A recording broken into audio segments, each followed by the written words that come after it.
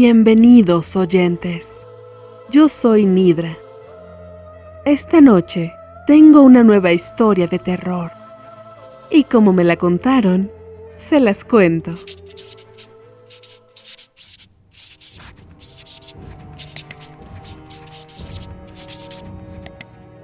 El ceremonial. H.P. Lovecraft.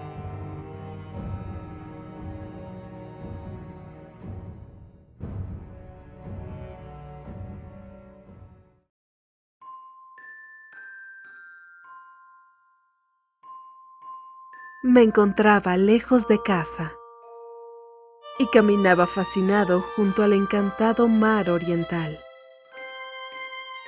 Empezaba a caer la tarde cuando lo oí por primera vez, estrellándose contra las rocas. Entonces me di cuenta de lo cerca que lo tenía. Estaba al otro lado del monte, donde los sauces retorcidos recortaban sus siluetas sobre un cielo plagado de tempranas estrellas. Porque mis padres me habían pedido que fuese a la vieja ciudad que ahora tenía al paso. Proseguí la marcha en medio de aquel abismo de nieve recién caída, por un camino que parecía remontar, solitario, hacia Aldebarán, para luego bajar a esa antiquísima ciudad en la que jamás había estado, pero en la que tantas veces he soñado durante toda mi vida.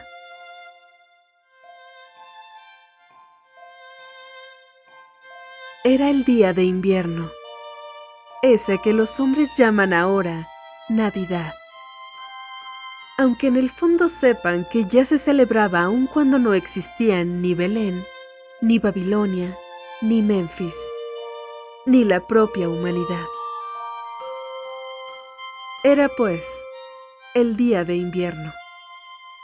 Y por fin llegaba yo al antiguo pueblo marinero donde había vivido mi raza, conservadora del ceremonial de los tiempos pasados, aún en épocas en que estaba prohibido. Al viejo pueblo llegaba, cuyos habitantes habían ordenado a sus hijos y a los hijos de sus hijos que celebraran el ceremonial una vez cada 100 años, para que nunca se olvidasen los secretos del mundo originario. Era la mía una raza vieja. Ya lo era cuando vino a colonizar estas tierras, hace 300 años. Era la mía una gente extraña, gente astuta y furtiva, procedente de los insolentes jardines del sur, que hablaban otra lengua antes de aprender la de los pescadores de ojos azules, que ahora estaba esparcida por el mundo y únicamente se reunía a compartir rituales y misterios que ningún otro ser viviente podría comprender. Yo era el único que regresaba aquella noche al viejo pueblo pesquero, como ordenaba la tradición, pues suele pasar que solo recuerdan el pobre y el solitario. Después, al coronar la cuesta del monte, dominé la vista de Kingsport, adormecido en el frío del anochecer. Nevado, con sus antiguas veletas, sus campanarios, sus tejados y chimeneas, los muelles, los puentes, los sauces y los cementerios. Los interminables laberintos de calles abruptas, estrechas y retorcidas, serpenteaban hasta lo alto de la colina, donde se alzaba el centro de la ciudad, coronado por una iglesia extraña que el tiempo parecía no haber tocado. Una infinidad de casas coloniales se amontonaban en todos los sentidos y niveles, como las confusas construcciones de algún niño. Las alas grises del tiempo simulaban cernirse sobre los tejados y las nevadas buhardillas. Los faroles y las ventanas emitían reflejos que iban a juntarse con Orión y las estrellas primordiales. Y la mar rompía contra los muelles miserables, aquella mar de la que emergiera nuestro pueblo en los viejos tiempos.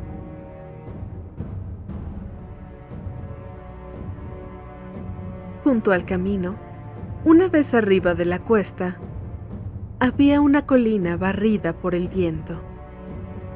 No tardé en ver que se trataba de un cementerio, en donde las negras lápidas surgían de la nieve como las uñas destrozadas de un cuerpo gigantesco. El camino, sin huella alguna de tránsito, estaba solitario. Únicamente me parecía oír, de cuando en cuando, unos crujidos como de una horca estremecida por el viento. Ahí, donde en 1692 ahorcaron a 4 de mi raza por brujería. Una vez que la carretera comenzó a descender hacia el mar, presté atención por si oía el alegre bullicio de los pueblos al anochecer. Pero no oí nada. Entonces recordé la época en que estábamos.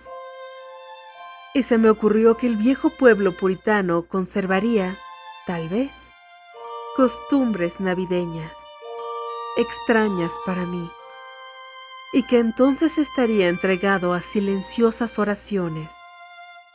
Así que abandoné mis esperanzas de oír el bullicio propio de estas fiestas. Dejé de buscar viajeros con la mirada y seguí mi camino.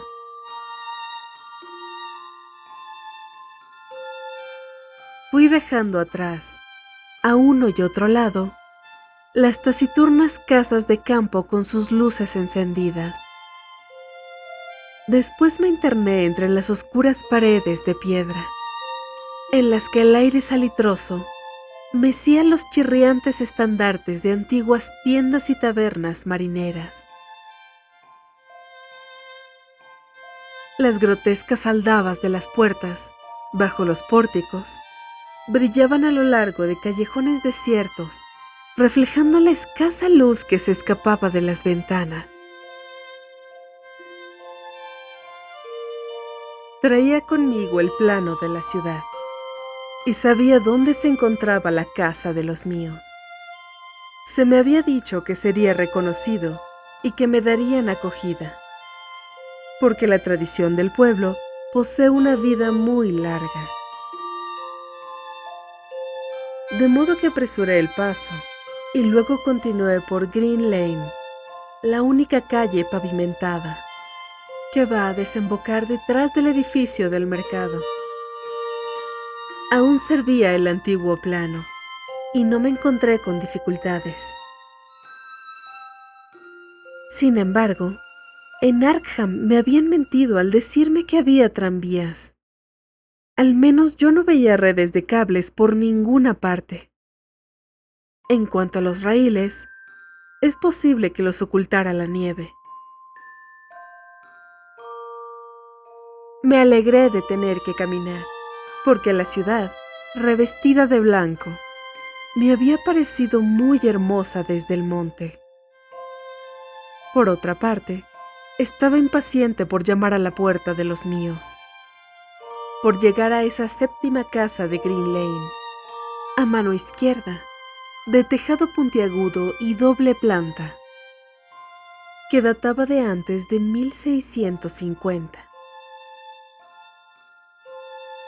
Había luces en el interior y, por lo que pude apreciar a través de la vidriera de rombos, todo se conservaba tal y como debió ser en aquellos tiempos.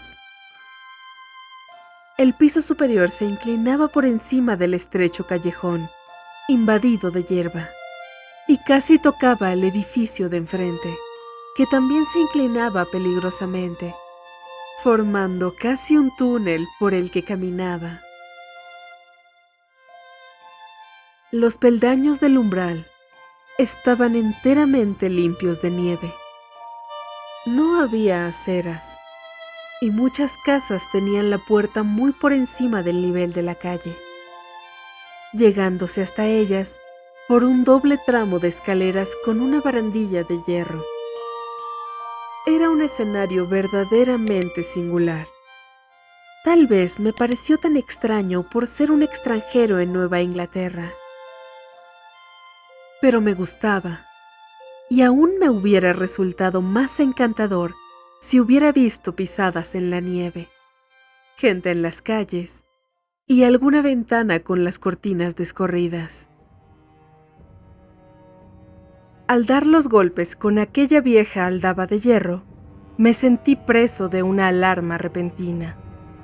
Se despertó en mí cierto temor que fue tomando consistencia debido a la rareza de mi estirpe, al frío de la noche o al silencio impresionante de la vieja ciudad con costumbres extrañas. Y cuando en respuesta a mi llamada se abrió la puerta con un chirrido quejumbroso, me estremecí de verdad, ya que no había oído pasos en el interior, pero el susto pasó enseguida. El anciano que me atendió, vestido con traje de calle y en zapatillas, tenía un rostro afable que me ayudó a recuperar la seguridad. Me dio a entender por señas que era mudo y escribió con un punzón sobre una tablilla de cera una curiosa y antigua frase de bienvenida. Me señaló con un gesto una sala baja iluminada por velas. Tenía gruesas vigas de madera y escaso mobiliario del siglo XVII. Aquí, el pasado cobraba vida. No faltaba ningún detalle. Me llamaron la atención la chimenea y una rueca sobre la que una vieja, ataviada con ropas holgadas y un bonete de paño, de espaldas a mí, se inclinaba afanosa pese a la festividad del día. Reinaba una humedad indefinida en la estancia, y por ello me extrañó que no tuvieran el fuego encendido.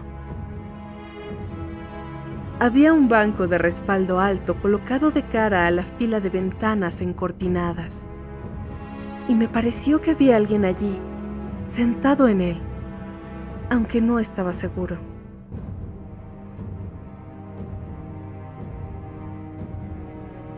No me gustaba nada de lo que veía allí, y nuevamente sentí temor. Y mi temor fue en aumento, porque cuanto más miraba el rostro suave de aquel anciano, más repugnante me parecía su suavidad. No pestañeaba, y su color era demasiado parecido al de la cera. Por último, llegué a la plena convicción de que aquello no era un rostro, sino una máscara confeccionada con diabólica habilidad. Entonces, sus flojas manos, curiosamente enguantadas, escribieron con pasmosa soltura en la tablilla, informándome de que debía esperar un rato antes de ser conducido al sitio en donde se celebraría el ceremonial. Me señaló una silla, una mesa, un montón de libros, y salió de la estancia. Al acercarme a los libros, vi que se trataba de volúmenes muy antiguos y mohosos. Entre ellos estaban el viejo tratado sobre las maravillas de la naturaleza, de Morrister, el terrible Sadducismus Triumphantus, de Joseph Glanville, publicado en 1681, la espantosa Daemonotatreia, de Remigius, impresa en 1595, en Lyon. Y el peor de todos, el incalificable Necronomicon, del loco Abdul al-Jazraed, en la excomulgada traducción latina de Olaus Wormius. Era este un libro que jamás había tenido en mis manos, pero del cual había oído decir cosas monstruosas. Nadie me dirigió la palabra. Lo único que interrumpía el silencio eran los aullidos del viento en el exterior y el girar de la rueca mientras la vieja seguía con su silencioso hilar. Tanto la estancia como aquella gente y aquellos libros me daban una extraña impresión de morbosidad e inquietud. Pero, puesto que se trataba de una antigua tradición de mis antepasados, en virtud de la cual se me había convocado para tan extraña conmemoración, pensé que debía esperarme las cosas más exóticas. Así que me puse a leer. Interesado por un tema que me había encontrado en el Necronomicon, no tardé en darme cuenta de que esa lectura me encogía el corazón. Se trataba de una leyenda demasiado espantosa para la razón y la conciencia. Luego experimenté un sobresalto al oír que se cerraba una de las ventanas situadas delante del banco de respaldo alto. Parecía como si la hubiesen abierto furtivamente. A continuación, se oyó un rumor que no provenía de la rueca. Sin embargo, no pude distinguirlo bien porque la vieja trabajaba afanosamente y justo en aquel momento, el antiguo reloj se puso a tocar. Después, la idea de que había alguien en el banco se me fue de la cabeza y me sumí en la lectura hasta que regresó el anciano, con botas esta vez, vestido con holgados ropajes antiguos, y se sentó en aquel mismo banco, de forma que no le pude ver ya. Era enervante aquella espera, y el libro impío que tenía en mis manos me disgustaba aún más. Al dar las 11, el viejo se levantó. Se acercó a un enorme cofre que había en un rincón y extrajo 2 capas con caperuza. Se puso una de ellas y con la otra envolvió a la vieja, que dejó de hilar en ese momento. Luego, ambos se dirigieron hacia la puerta. La mujer arrastraba una pierna. El viejo, después de tomar el mismo libro que había estado leyendo yo, se cubrió con la caperuza su rostro inmóvil, o su máscara.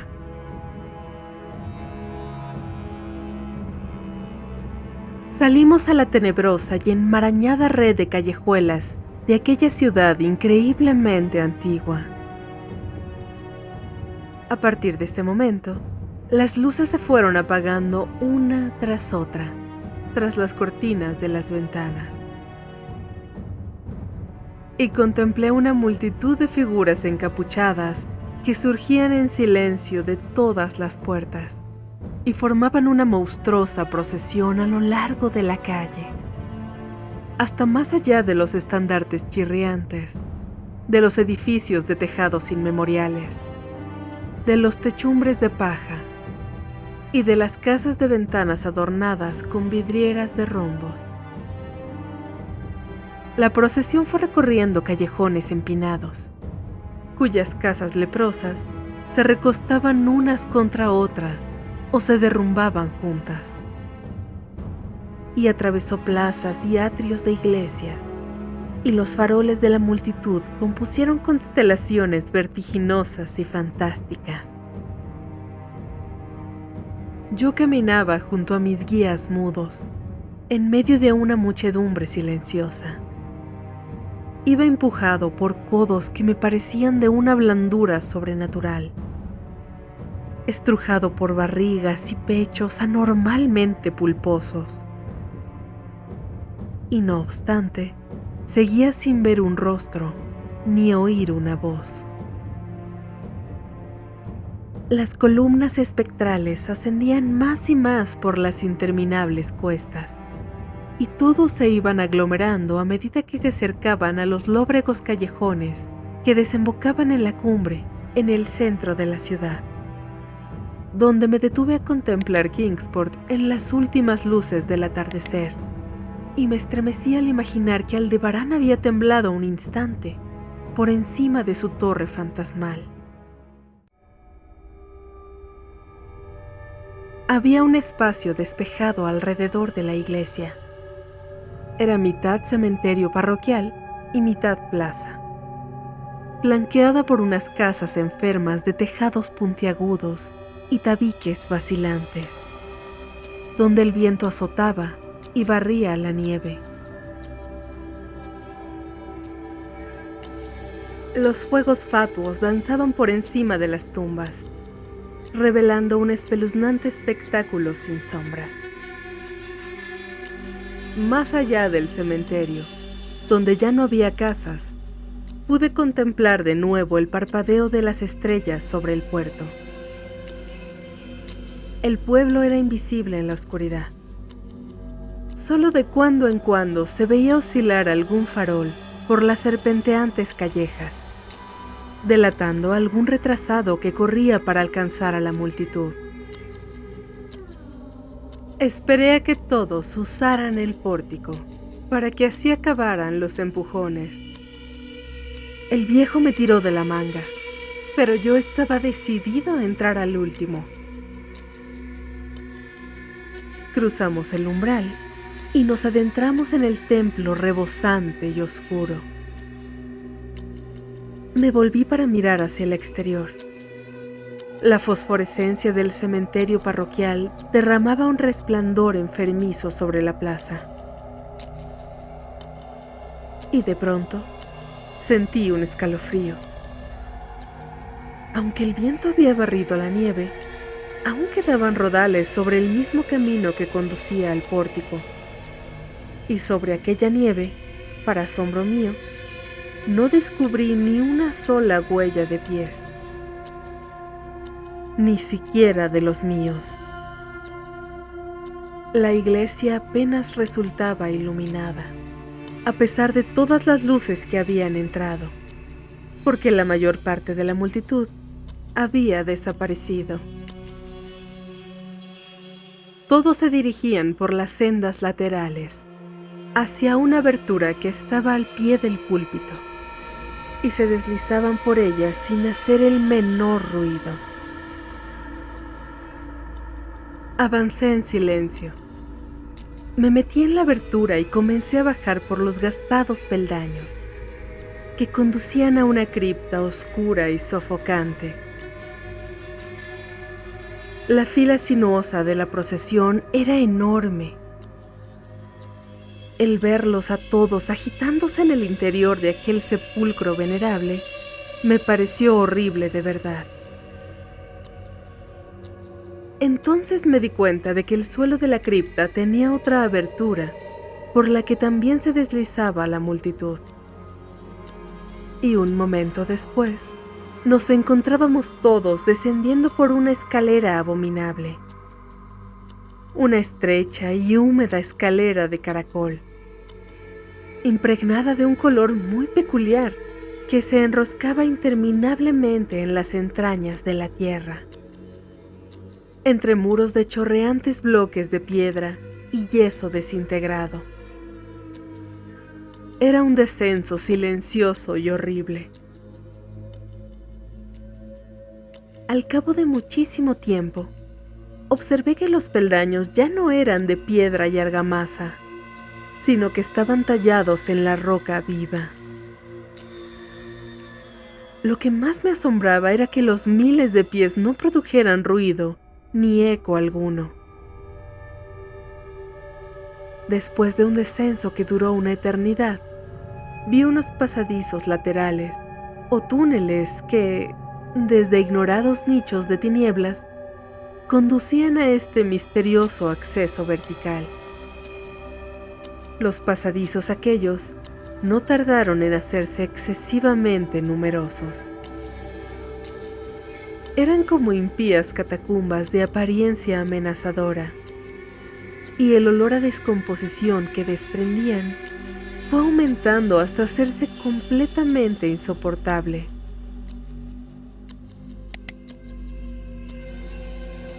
Seguramente habíamos bajado hasta la base de la montaña, y quizá estábamos por debajo incluso del nivel de Kingsport.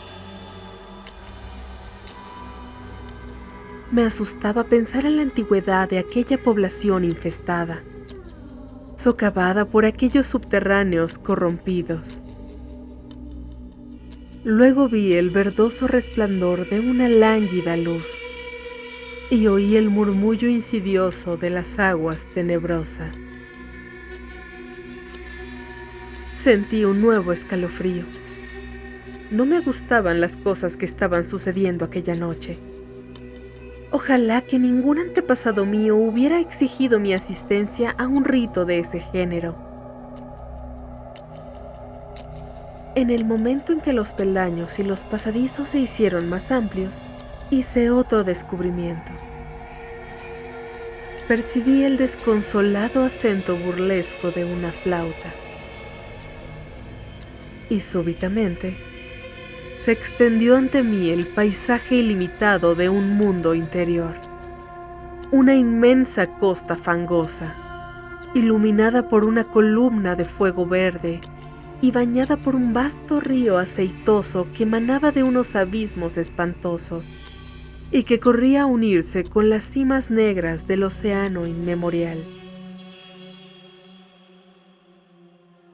Desfallecido, con la respiración agitada, contemplé aquel averno profano de leproso resplandor y aguas viscosas. La muchedumbre encapuchada formó un semicírculo alrededor de la columna de fuego. Era el rito del invierno, más antiguo que el género humano y destinado a sobrevivirle. El rito primordial que prometía solsticio y primavera después de las nieves. El rito del fuego, del eterno verdor, de la luz y de la música. Y en aquella gruta infernal vi cómo ejecutaban todo el rito y adoraban la nauseabunda columna de fuego. Vi también, fuera del alcance de la luz, un bulto amorfo, achaparrado, que tocaba la flauta de modo repugnante. Y mientras la criatura monstruosa tocaba, me pareció oír también unas notas apagadas en la fétida oscuridad donde nada podía haber. Pero lo que más me llenaba de espanto era la columna de fuego. Brotaba como un surtidor volcánico de las negras profundidades. No arrojaba sombras como una llama normal, y bañaba las rocas salitrosas con un verdor sucio y venenoso. Toda aquella hirviente combustión no producía calor, sino únicamente la viscosidad de la muerte y la corrupción. El hombre que me había guiado se escurrió hasta colocarse junto a la horrible llama y ejecutó unos rígidos ademanes rituales hacia el semicírculo que le miraba. En determinados momentos del ceremonial, los asistentes rindieron homenaje de acatamiento, especialmente cuando levantó por encima de su cabeza aquel detestable Necronomicon que llevaba consigo. Yo también tomé parte en todas las reverencias, puesto que había sido convocado a esta ceremonia de acuerdo con los escritos de mis antecesores. Después, el viejo hizo una seña al que tocaba la flauta en la oscuridad. Este cambió su débil zumbido por un tono más audible, provocando con ello un horror inimaginable e inesperado. Faltó poco para que me desplomara sobre aquel limo de la tierra. traspasado por un espanto que no provenía de este mundo ni de ningún otro, sino de los espacios enloquecedores que se abren entre las estrellas.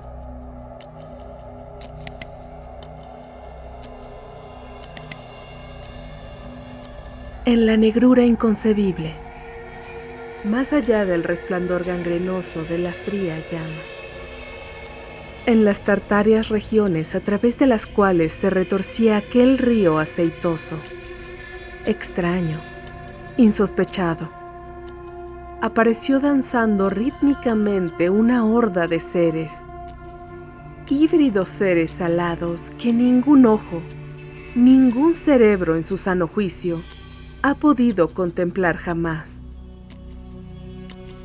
No eran cuervos, ni topos, ni búhos, ni hormigas, ni vampiros, ni seres humanos en descomposición.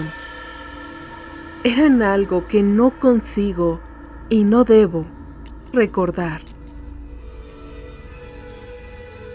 Daban saltos blandos y torpes, impulsándose a medias con sus pies palmeados y a medias con sus alas membranosas.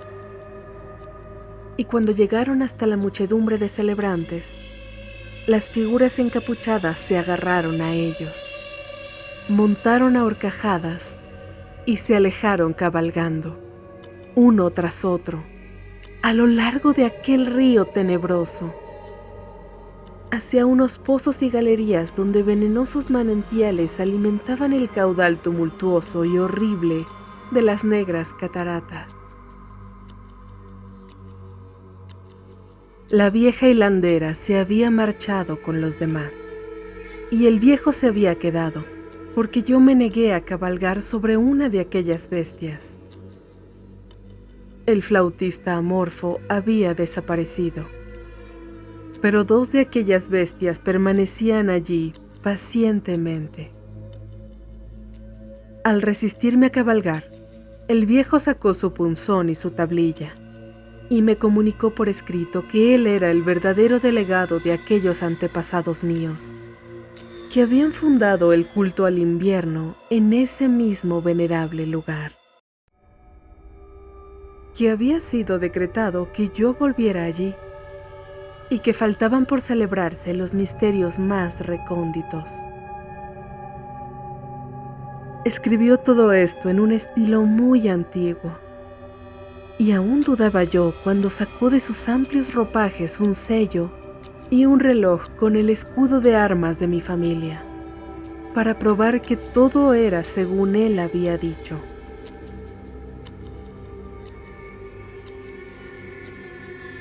Pero la prueba era espantosa, porque yo sabía, por cientos de documentos antiquísimos, que aquel reloj había sido enterrado con el tatarabuelo de mi tatarabuelo en 1698. Al poco rato, el viejo echó hacia atrás su capucha y me mostró el parecido familiar de su rostro. Pero aquello me hizo estremecer, porque yo estaba convencido de que se trataba solamente de una diabólica máscara de cera.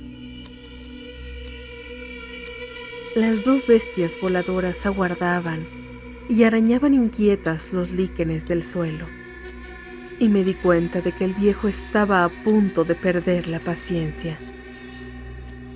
Cuando uno de aquellos animales comenzó a moverse, alejándose del lugar, el viejo se volvió rápidamente y lo detuvo, y con la rapidez del movimiento se le desprendió la máscara. Y entonces, al ver que aquella pesadilla se interponía entre la escalera de piedra y yo, me arrojé al fondo grasiento del río, pensando que sin duda desembocaría por alguna cavidad en el fondo del océano. Me lancé a aquel jugo pútrido de las entrañas de la tierra, antes de que mis locos chillidos pudieran hacer caer sobre mí a las legiones de criaturas que esos abismos pestilentes ocultaban.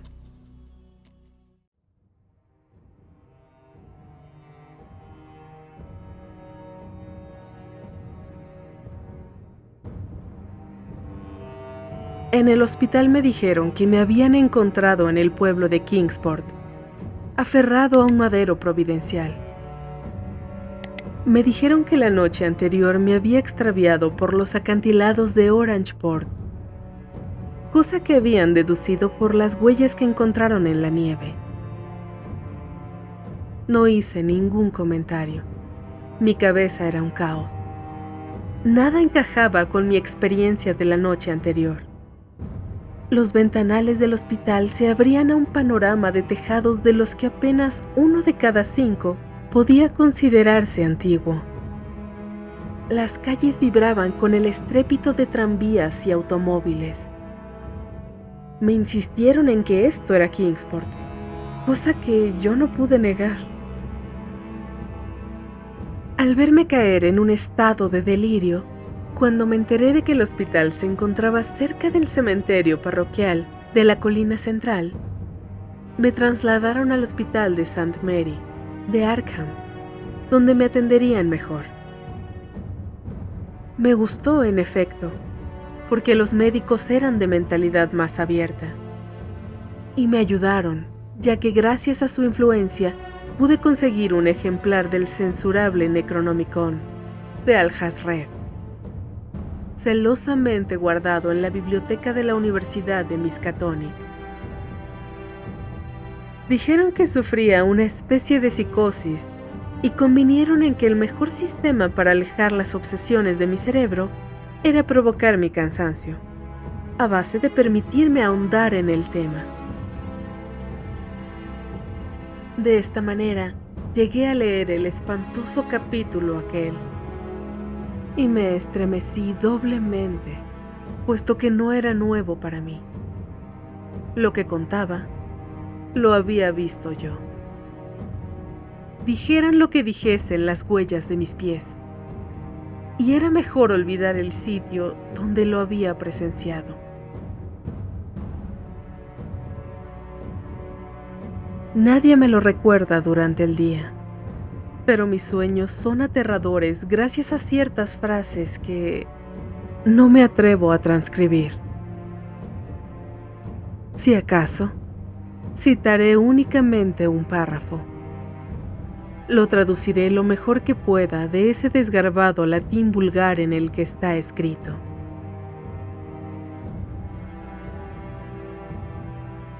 Las cavernas inferiores, dijo el loco Alhazred, son insondables para los ojos que ven, porque sus prodigios son extraños y terribles. La maldita tierra donde los pensamientos muertos viven reencarnados en una existencia nueva y singular. Y maldita el alma que no habita ningún cerebro. Sabiamente dijo Ebn Shakabat: bendita la tumba donde ningún hechicero ha sido enterrado. Y felices las noches de los pueblos donde han acabado con ellos y los han reducido a cenizas. Pues desde la antigüedad se dice que el espíritu que sea vendido al demonio no se apresura a abandonar la envoltura de la carne, sino que ceba e instruye al mismo gusano que roe, hasta que de la corrupción brota una vida espantosa. Y las criaturas que se alimentan de la carroña de la tierra aumentan solapadamente para hostigarla, y se hacen monstruosas para infestarla. Excavadas son, secretamente, inmensas galerías donde debían llegar los cimientos de la tierra. Y han aprendido a caminar unas criaturas que solo deberían arrastrarse.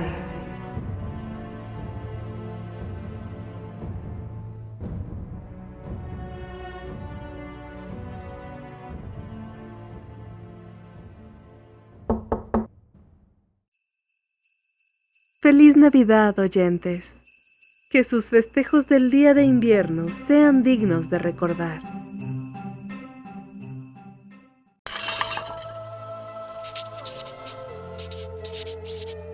todo esto fue cierto, aunque pudo no haber sucedido. Espero que hayas disfrutado la historia. Si te gustó, suscríbete y activa la campanita que, según cuentan, es uno de los misterios más grandes de YouTube. Sígueme en redes para saber más de mi contenido. Encontrarás los links en la descripción.